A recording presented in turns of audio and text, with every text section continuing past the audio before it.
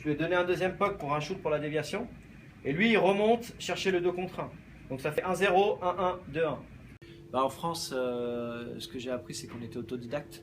J'ai appris sur le terrain, j'ai appris en voyant mon papa, mon grand-père faire, et puis en discutant avec l'entourage, et puis après avec l'expérience au cours des matchs. Au niveau des formations, c'était assez pauvre à l'époque. La profonde différence entre la France et la Suisse, c'est quand je suis arrivé en Suisse, c'est la formation. J'ai énormément de formations et puis beaucoup de répétitions en formation, et puis après de voir que c'est l'un des sports majeurs du pays, donc voir beaucoup de matchs de haut niveau, être confronté à des entraîneurs de haut niveau fait qu'on progresse rapidement et puis on prend beaucoup d'expérience. Et puis j'ai eu la chance d'être dans des grosses structures où j'ai été confronté avec des grands monsieur du hockey dans le coaching et l'entraînement, donc ça m'a permis d'évoluer rapidement. Ça vous fait plaisir quand Cristobal Huet représente la France et marque des points dans le championnat de LNA comme l'un des meilleurs gardiens? Oui, ça fait plaisir, et puis c'est notre côté mental où on n'a pas beaucoup de possibilités structurelles en France, qui fait que ça amène quand même des joueurs à surpasser. Et quand on voit Roussel en NHL, il vient de nulle part, mais il a beaucoup travaillé et dans des petites structures pour arriver à ce niveau-là.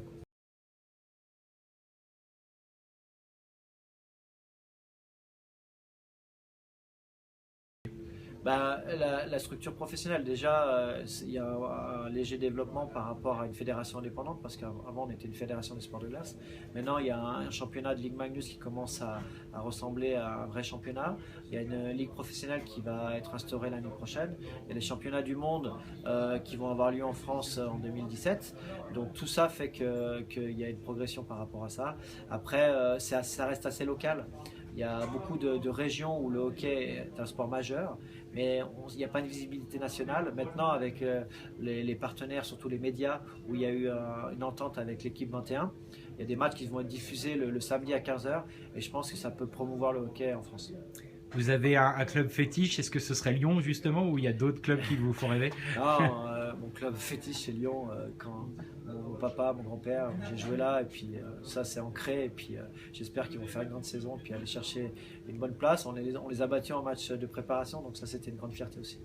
Merci. Ok, on travaille comme ça.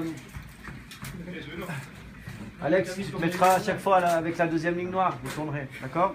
On commence comme ça, on fait les noirs d'un côté, d'accord, rouge de l'autre, ok, ça marche. Et on travaille par ligne, donc on commence première ligne noire, première ligne rouge. On imagine que ça c'est une zone virtuelle. On commence technique individuelle. Bah, déjà, l'aspect tactique, déjà pour parler de ma propre équipe, c'est par rapport aux caractéristiques de mon équipe. Donc c'est-à-dire on a voulu une équipe jeune, avec un jeu vertical, avec beaucoup d'intensité. Donc on a progressé au niveau de la taille et du poids.